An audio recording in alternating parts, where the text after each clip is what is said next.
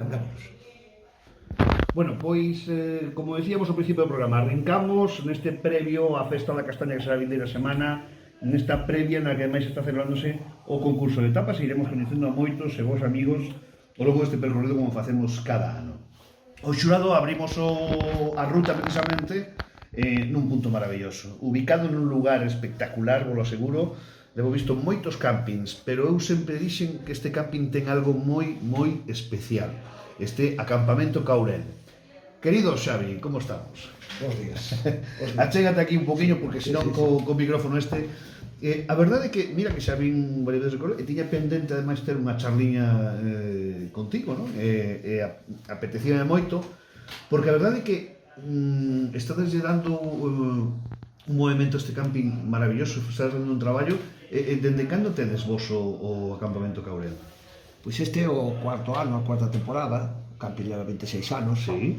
pero eu collino hai 4 anos exactamente. Como chegaches a este camping? Como chegaches a este proxecto, Xavi? Bueno, a verdad que eu no Caurel xa levo toda a vida máis ou menos vindo de turista ou de caminante. E bueno, como pues de vello gaiteiro, estas edades, con 62 anos, pues me embarquei en esta aventura. E bueno, estou moi contento, moi contento. Conocía o camping xa como cliente, Claro, por eso. conocía o camping como cliente de moitas veces. E bueno, cando surgiu a oportunidade, vi a oportunidade de poder comprarlo, pois ali me lancei. É certo que hai que ter moito valor vivindo os 4 anos que levamos vividos. Quero dicir, quen lleva a decir a un cando se inician un proxecto, non? Que íbamos a ter estos anos de tolos. Pero sí é certo que durante a pandemia, este momento tan complicado que vivimos, lugares como Caurel foron os primeiros realmente en empezar a ter movimento cando se abriron un pouco as fronteiras, non? Bueno, efectivamente, tanto o ano 2020 como o ano 2021 aquí no Caurel foron espectaculares a nivel de turismo. É dicir, a xente escapaba das playas, escapaba das Rías Baixas e se viña pa aquí. Entonces, nós traballando menos tempo, porque abrimos menos tempo por culpa das pandemias e das olas, da cuarta ola, pero traballamos moi ben, a verdad, que o 2020 e 2021 ve moitísima xente que era a primeira vez que viña ao camping. Sí, a verdad que eu creo que no Caurel non pode haber o sector hostelero, o sector turístico, a pandemia veulle moi ben. Temos que dicirlo claramente, a nivel económico, me refiro solamente. Bueno, pero eso é importante, non? É certo que axudou a tamén a que moita xente que non coñecía o Caurel viñera ao Caurel, non? E eu creo que eso é, ao final, hai que quedarse un pouco con esa mensaxe, non? Se tiveras que contar que acampamento Caurel, que dirías, Xavi? Bueno, pois isto como un camping para acampar é como se estuveras de acampada libre ou acampada salvaje que chamaban antes, non? É dicir, este é un bosque, estuveron os da Escola de Forestales de Lourizán e, bueno, hai 36 especies de árboles diferentes.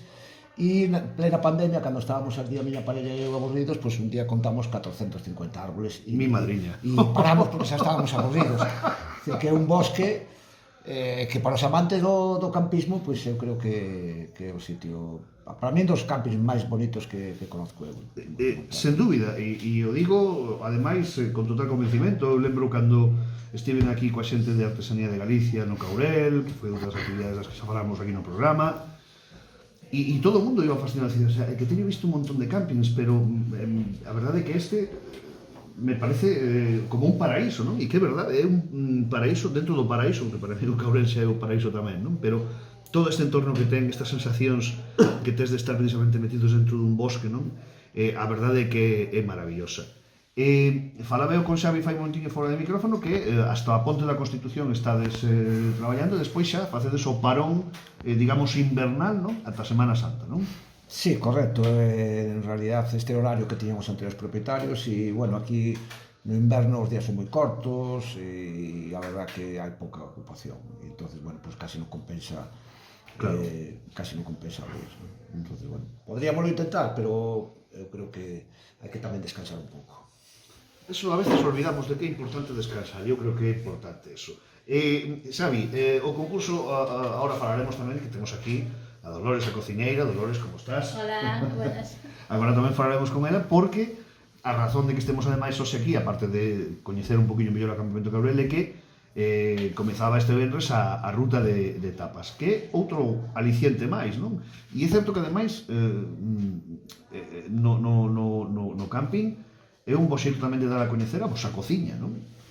Sí, bueno, teño a sorte de ter unha gran cociñeira connosco e, bueno, por eso tamén un pouco pregunteille se quería que nos apuntáramos a este concurso, porque ela era que iba a ter a última palabra, lóxicamente, como a profesional e a responsable de facer a tapa. E sí, estamos contentos de participar en calquer tipo de actividades aquí no Caurel, pois tampouco hai poucos veciños e cada pequena cousa que se faja, un festival de música, un concurso de tapas, calquer cosa, pois lóxicamente queremos participar para un pouco estar aí, non? Estar aí. Dolores, dá gusto escoitar como fala de ti, Por supuesto que sí, muchísimas gracias ao meu jefe, pero ele é impresionante tamén. Como jefe creo que non hai outro, Non hai outro. No, estou a decir que non. Bueno, Dolores, ti eres cociñeira profesional, como dende cando te dedicas a isto? Contanos un poquinho. Que va, eu non son cociñeira, eso Non? diceo el. Que son unha gran cociñeira, pero eu non son cociñeira. Non? Eu empecé a cociñar hai 2 anos.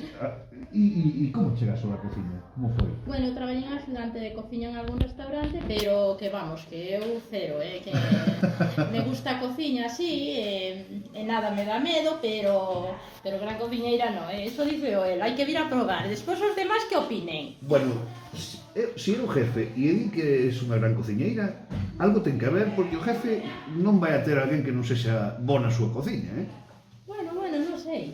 Eu creo que é así. Bueno, que che parece isto de participar nun concurso de tapas? A min ben, é o importante participar, eu xa lle dixen ao jefe que eu fixen o mellor posible, pero non pa premio, ni pa ganar, ni nada, simplemente pa participar, pa que non se acaben Claro. as ideas no Caurel de facer cousas e pa que este evolucione. Esa é a actitude ademais que me gusta de todo este tipo de cousas. Bueno, cal é a túa proposta, Dolores, de tapas? A miña proposta é moi simple, como eu.